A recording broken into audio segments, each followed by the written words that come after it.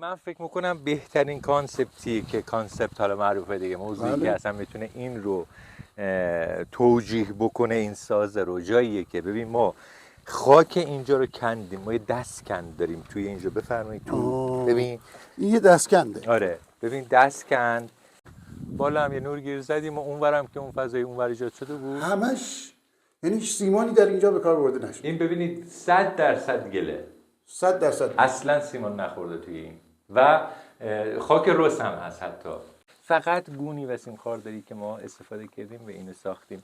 این بهترین موضوع میتونه این باشه. اگر شما حالا بیایید برید بخواید حالا اینو، البته نه اینکه نشه جایی دیگه مثلا مثل تو شمال اجرا بکنی، ولی هم ببین یه توجیهی باید داشته باشه.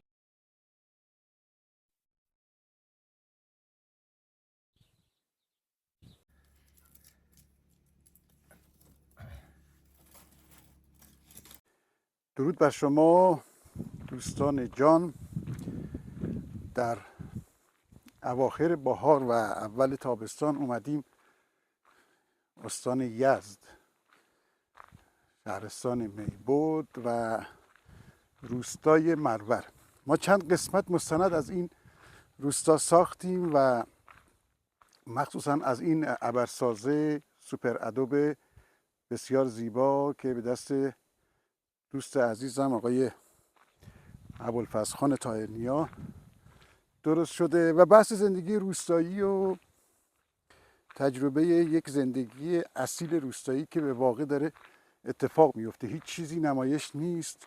اومدیم بعد چند سال اومدیم دوباره یه سری بزنیم به ابوالفضل و بحثی که من دنبالشم این یک کم تحقیق بیشتر راجع به این ساز است. اینو در واقع بهش میگن سوپر ادوب ابرخشت اگه اشتباه نکنم. خیلی عمومیت پیدا کرده و جالب اینجاست که من اول فکر میکردم فقط برای آب و هوای خشک یه جایی مثل یزد و کرمان و اینجا ساخته میشه، ولی الان جدیدن تو شمال هم ساخته میشه، تو جنوب هم ساخته میشه. حالا میخوایم از دوستمون آقا ابوالفضل بپرسیم که آیا میشود این سازه رو در شمال درست کرد و اگر میشود این تغییری میکنه این متریال؟ چون اگه مستند قبلی ما رو دیده باشین همه اتفاقها همینجا صورت میگرفت، یعنی همین خاک رو برمی داشتن با حالا اون بحثی که داره گونی میساختن و کم کم میرفتن بالا، چیز مساله‌ای وارد نمیشد و خاک همینجاست. و اون تو مستند ابوالفضل حرف قشنگی زد که اگم قصد داشتیم استفاده هم نکنیم میتونیم همینو تلی از خاک کنیم و برای کشاورزی استفاده کنیم، مثل اینجا که از همین خاک دارن برای کشاورزی استفاده میکنن. آقا سلام، چطوری ابوالفضل؟ یالا به به به. قربونت، گفتم میام که. ماشاءالله. خوبی؟ حالت خوبه؟ خسته نباشید. سلامت باشید. قربونت. خیلی خوش اومدید. این کی ابوالفضل دسته؟ دون مرغاست ها؟ آره این تمام غذا و اینا تجربه مرغا گرم هوا روزا نمیشه درشون کنی، از اون برم میان برن تو مزرعه و تو کشون و باغ و اینا بیشتر جا هستن. فقط دم غروبی میام یه ساعتی الان عصره هوا خنکه یه دونی بهشون میدی و آره جمع یه دوری بزنن یه ذره. خب چه خبر؟ سلامتی قربون شما. تابستون و یزد و آره تابستون گرما. ولی خب الان خوب خنکه، یه بادی هم میزنه. بعدیم آره بعضی روزا خیلی خوبه، بعضی روزا باد میاد. خب مرغا غذاشون رسید و بفرمایید. خب من اینو بذارم اینجا.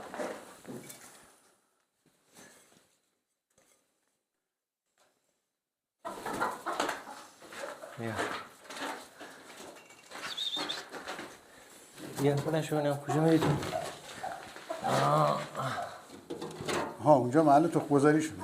آره در اومده امروز هم بردارم برم. کاری کردن یا نه؟ دیگه نیم روی صبحون رای بسیار خوب.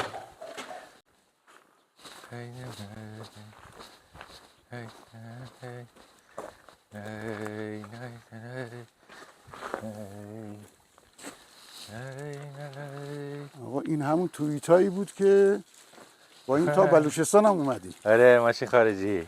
ماشاءالله. واقعا هم خوب اومد.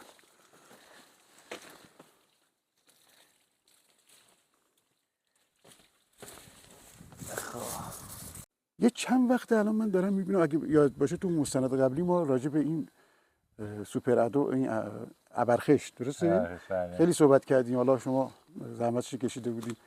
الان جای ایران میبینم دارن درست میکنم. یعنی ما تو مستند ساختیم، من همش فکر میکردم و واقعا هم درست فکر میکردم که مال این منطقه است، خاک همین منطقه ساخته میشه. چیه داستان الان همه جا دارن درست میکنن با آب و هوای مختلف؟ تو میتونی کمکمون کنی؟ والا داستان ابرخشت و همه گیر شدنش الان و اینا، خب یه چند سالیه دیگه. از سال ما 95 شروع کردیم، اولین بار همون سازی که دیدید شما. و ببینید اصلا اگه بخیم صاف بریم سر اصل مطلب تو ابرخشت، به نظر من یه چند دقیقه هم با هم دیگه بریم. بفرمایید. بسیار عالی. بفرمایید. صاف اگر بریم سر اصل مطلب، اون چیزی که خود ما رفرنس خوبی هم داریم اینجا. نادر خلیلی مرحوم نظرش بود خودش برای مناطق کبیری که حالا اولا نما و ظاهر ساختمون بخوره بهش، دوما یه خاک مرغوبی داشته باشه. ببین یه همچین جاییه. این من فکر میکنم بهترین کانسپتی که کانسپت حالا معروفه دیگه، موضوعی که اصلا میتونه این رو توجیه بکنه، این سازه رو، جاییه که ببین ما خاک اینجا رو کندیم، ما یه دستکند داریم توی اینجا. بفرمایید تو ببین این یه دستکنده. آره ببین دستکند اینجا رو خاکشو، این یکی من خودم کندم، دوتا قدیم داشتیم. ببین ما اینو که کندیم از اینجا دستکند، اون پایین یه فضا حفره ایجاد کردیم برای نشستن.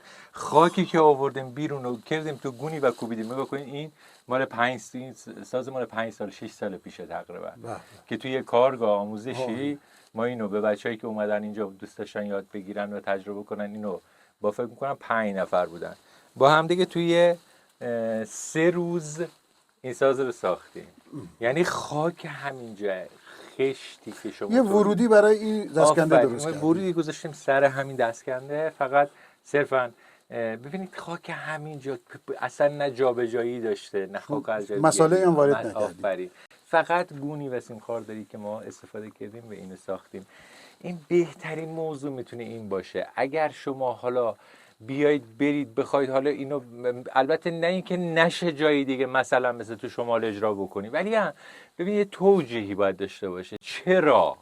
چرایی این که چرا ابرخشت و به اون جایی که میخوای به اصطلاح اجرا بکنی ربط باید داشته باشه. من خودم هم اجرا کردم اتفاقا، همین الانش از جای مختلف دارم درخواست برای اجراش، ولی واقعا باشون صحبت میکنم شاید 80% پشیمون میشن بعد از اینکه صحبت میکنی باشون. اشتباه خیلیا تصور میکنن، فکر میکنن مثلا تبلیغات غلطی شده، مثلا آقا ارزونه نمیدونم فلان برای هر موقعیتی میشه. ببین خیلی چیزاییه که شما باید رعایت بکنید.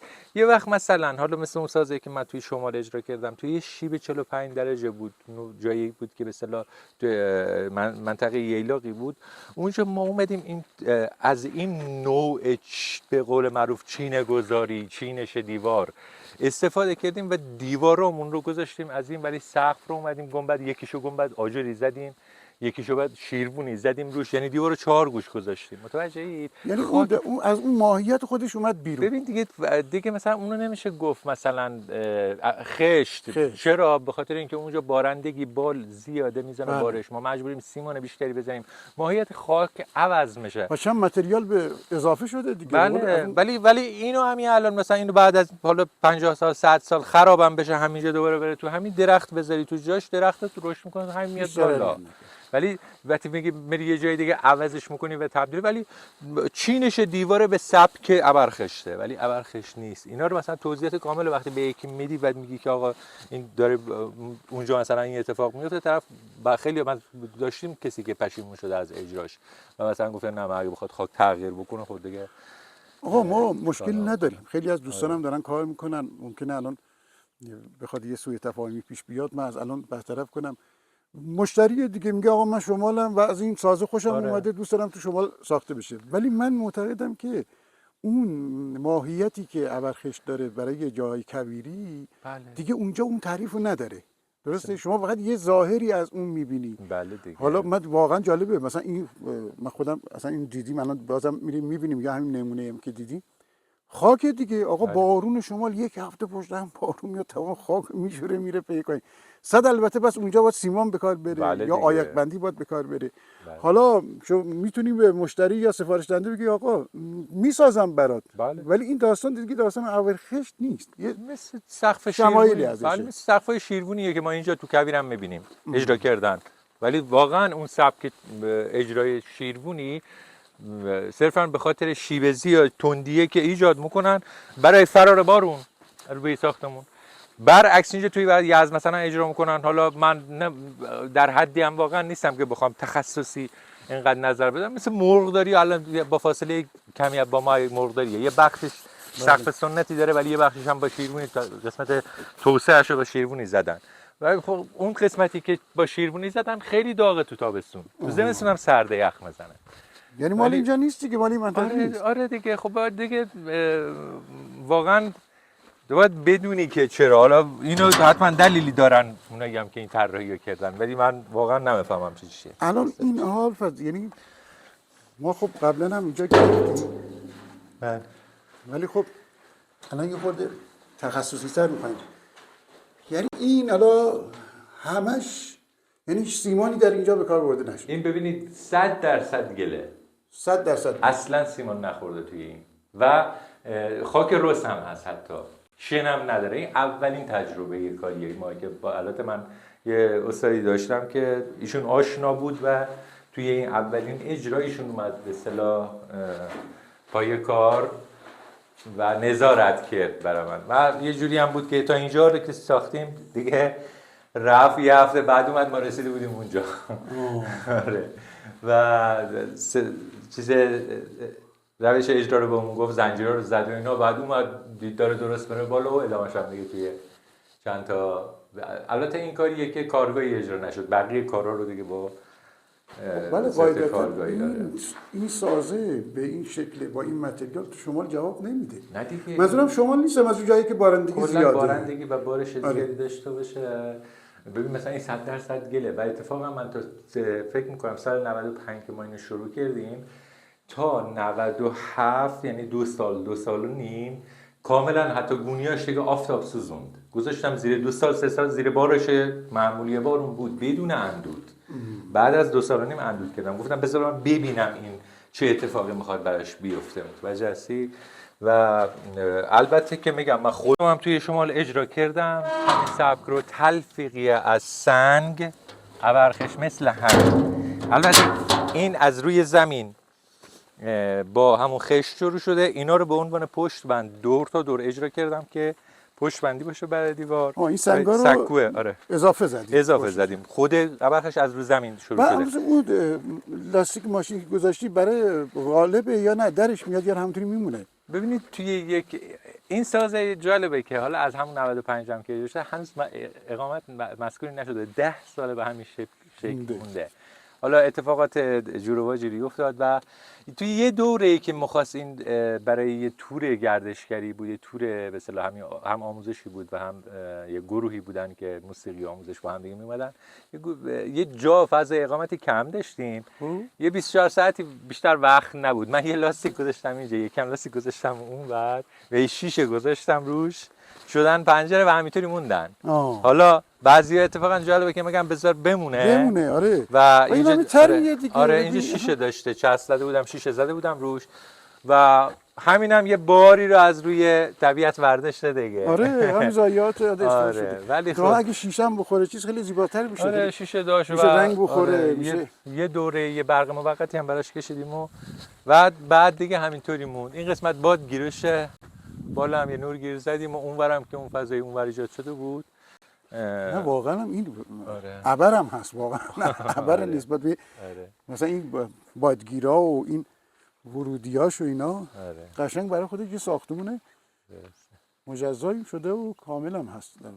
دیگه توی یه دوره دیگه آموزشی 20 نفر اومدن که این سازه رو ساختن. اینو که همون آقای مهندس میبودی دوستمونم اومده بودن آموزش دادن بهشون و این هم همین حالت کارگاهی دیگه موند اینجا. اینو من ببین اینو یعنی خاک گذاشته میشه تو گونی. بله. و کوبیده میشه. خاک نم رطوبت داره یه مقدار. ببین این کار مثلا همون سال 96 آخرین 96 ببین کوبیده شده از همون زمان و خیلی هم همینطوری محکمه. مونده. بله حالا این قالب البته داشته که بعد قالبش رو برداشتیم این اجرا شده.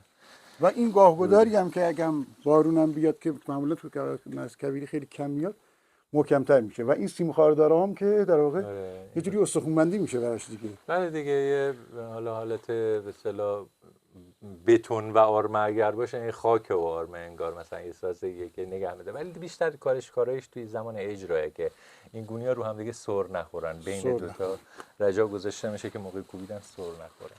حالا بعدم ممکنه نقش سازه‌ای هم داشته باشه. بسیار عالی. خب یعنی من چیزی که دقت میکنم بیشتر محوطه رو همینطوری کار کردیم. آره ببین بعد دیگه تو کارگاهی مختلف تا سال 98 که اقامتگاه فعال بود چون ما مرتب همیشه کارگاه آموزشی داشتیم.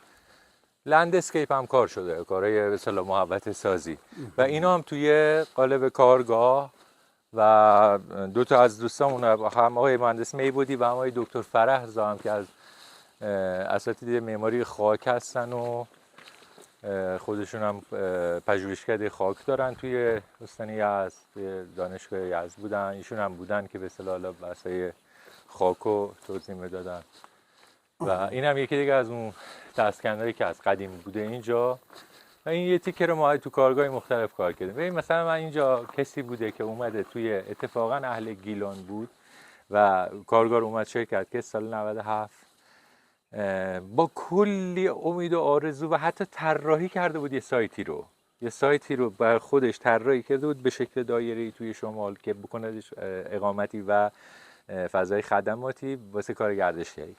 بعد که اومد اینجا روی یکی از این قسمت ها داشتیم کار میکردیم. موقعی که بعد گونی و خاک پر میکردیم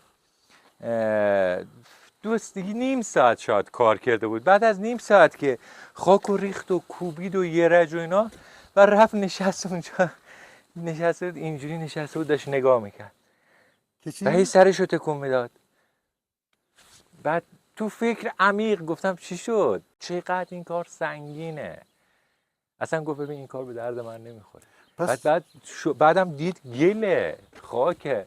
گفت این من بارندگی اونجا رو چیکار کنم؟ اصلا کلا طرحش عوض کرد. شما وقتی میخوای اون گنبدو بزنی اگه قراره آجر بشه اون خاک باید از یه جایی حمل بشه بره تو کوره خشت بشه، بعد دوباره کلی هزینه روش بشه تا بشه خشت، بعد بره توی کوره کلی نفت کوره سوخته بشه آجر، بعد دوباره گازوئیلی سوخته بشه با یه کامیون برداره بیاره اینجا اون آجر تبدیل بشه به خونه که ما داریم صف آجری هم داریم اینجا. ولی خب شما من میگم بهترین نمونه اون چیزی بود که اونجا دیدیم خاک همونجا رو برداشتیم کردیم با آب قاطی و توی گل و توی بومی میشه یه اتاق.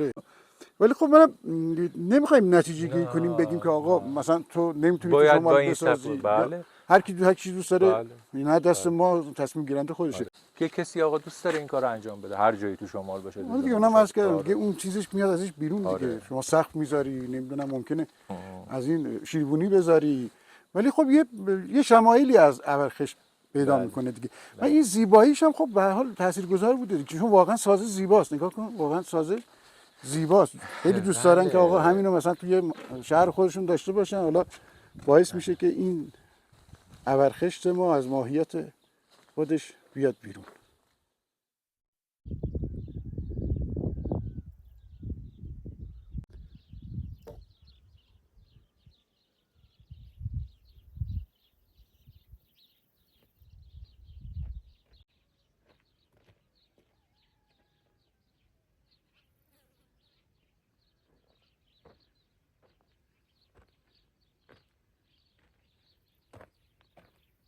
دست چی شیندی از باغچه؟ محصول گرما میخوایم بندازیمش رو آب گوشت. این یعنی تو این گرما اومده. چی الان کدو میگی؟ کدوه بله. کدوی چی؟ ببین کدو سبز چی؟ کدو تنبل میشه این من نمیدونم کدو هست. خب قراره آشپزی آتشی داشته باشیم؟ آره یکی آب گوشت میخوام بزنیم برای امشب. بسیار. آره. و جالب یه چیز دیگه من یادم رفت حالا تا اینجایی همه اینا در کنار تجربه یک زندگی روستایی هم بود دیگه. بله دیگه. یعنی این ساخت این ابرخشت و اینا همزمان با پخت نون و زندگی روستایی و میدونی میخوام چی بهش بگم، اون ماهیته که من صحبت میکنم همیناست. بله دیگه. و ایشالا دوباره قراره که اینجا هم دیدار داشته باشیم با آدمایی که دوست دارن. دوباره آقای بشینیم. چوبی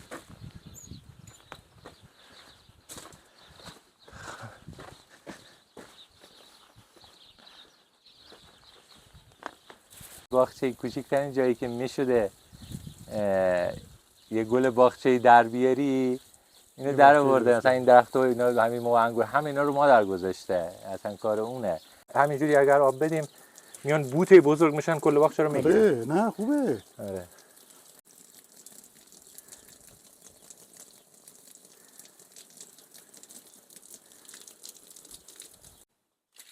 میخوایم یکی دم نوش درست کنیم اینجا، دم نوش نعنا درست کنیم یکی بخوریم. اونم اون نعنا. بله. من میخوام یه افاضاتی بکنم سید برادر بله اینجا بفرمایید. که بعد ها اینو داشته باشی به عنوان سند، که بعد که مسئولین لشکری و کشوری دارن از این جملات استفاده میکنن شما این سند رو کنی بگی اولین بار اینه یکی چوپون وسط بیابون گفت. ما شعارایی که میگن آقا ما دیدیم که گردشگری پایدار هم حتی نتونست پایدار بمونه توی این دوره‌ای که الان داره بر ما میگذره و اتفاقاتی که افتاد. من فکر میکنم گردشگری اگر بخواد میتونه پایدار بمونه که زندگی محور باشه. آفرین. خب واقعی باشه. این که من بخوام یه جایی رو را بندازم، یه نمایش شوی بدم، ایجاد بکنم و یه عده آدمو بکشونم شلوغ کنم دور بر خودم و اینا و یه چیزایی رو، بله خوبه، موفقه، بیزینسه، پول در میاد و جوابم میده، ولی وقتی شرایط تغییر کرد دیگه جواب نمیده. ببین ما اینجا من توی اوج کرونا، خب اینجا یه برنامه گذاشتم، میگم من تو زمان کرونا فعال بودم، 1 سال اول کرونا 6 ماه اول رفتم چوپونی بیابون بودم. من بلافاصله وقتی دیدم دیگه کار دیگه نمیشه انجام بدی، گله رو برداشتم بردم پشت این کو، شروع کردم چوپونی کردن خودم، زندگیمو داشتم ادامه بدم. الان تو این شرایط دوباره ببینید آقا من وقتی دارم اینجا زندگیم رو میکنم، خب حالا اگر 2 نفرم خواستم بیان کنار من باشن تجربه کنن چه اشکالی میتونن داره. و بلند مدت هم میموندن. مثل تو کرونا من کسی داشتم که 6 ماه اینجا بود. ببین وقتی که تو داری زندگی خودت رو انجام میدی، کنار تو هم هر کی که بیاد لذت میبره. هیچ کدوم از این اتفاقاتی که افتاد نتونست کار من رو و زندگی من رو مختل بکنه، ولی کسایی که صرفا نگاه بیزینسی و کار داشتن اصلا شغلشون عوض شد، اصلا خونه رو فروختن، زندگی رو اصلا از هم پاشیده شد. بعضیا به من میگن که چه جالب تو خودت زندگی تو مثلا گوسفندت نگه می‌داری، کشاورزی حالا اندکی چیزی که داری انجام میدی، خونت خودت میسازی، نمیدونم برقت خودت تعمیر میکنی، چطوریه؟ همه ما اینطوری بودیم. بله همه ما اینطوری بودیم. ببین مردم مصرفگرا شدن، دور شدن از این. الان 100 سال آدما دور شدن از اصل خودشون و من تنها کاری که تونستم مثلا بکنم اینه که برگردم دوباره از بچگی. خب البته ما بودیم تو این روستا رفت آمد داشتیم و این کارا رو خودمون انجام میدادیم. بعد از یه جایی من ترمز کشیدم، ترمز اون سری زندگی کردن و تکراری و هی دنبال توسعه دادن و بیزینس و پول و گفتم بابا بذار زندگی کنم. آفرین.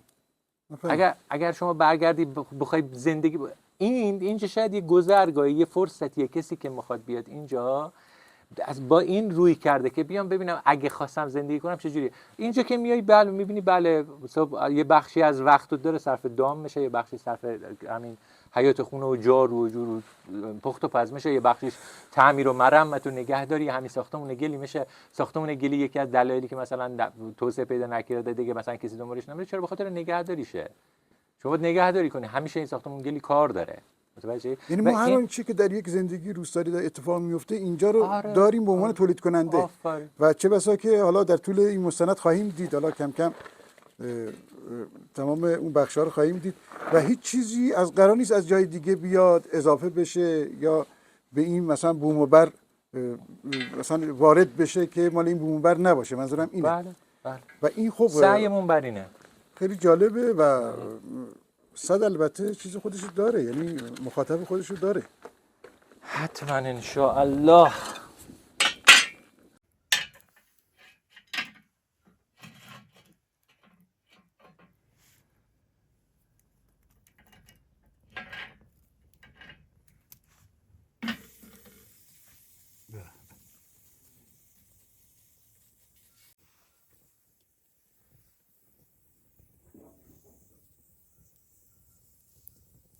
خب من این گوشم دیدم که یه آشپزی هم قرار اتفاق بیفته. بله بله که آب گوش بذاریم. به به.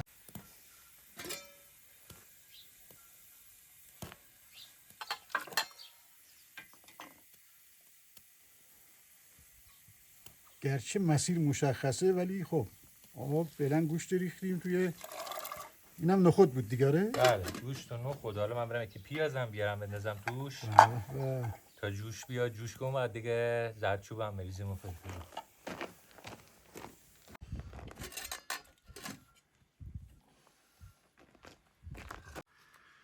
خب قرار شد نعنا دم کنیم، در واقع همین نعنا تازه دیگره از بله همین دیگه باشه. نه از تولید اومد.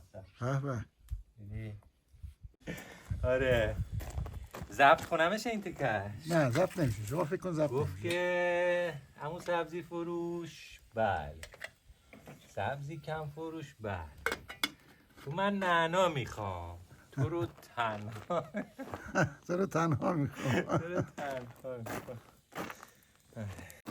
دوست شتابان پیاله چون سیل روم در طلب دوست شتابان، ویرانه به ویرانه بیابان به بیابان، ویرانه به ویرانه بیابان به بیابان. به به چه رنگی هم گرفت تو این سبزی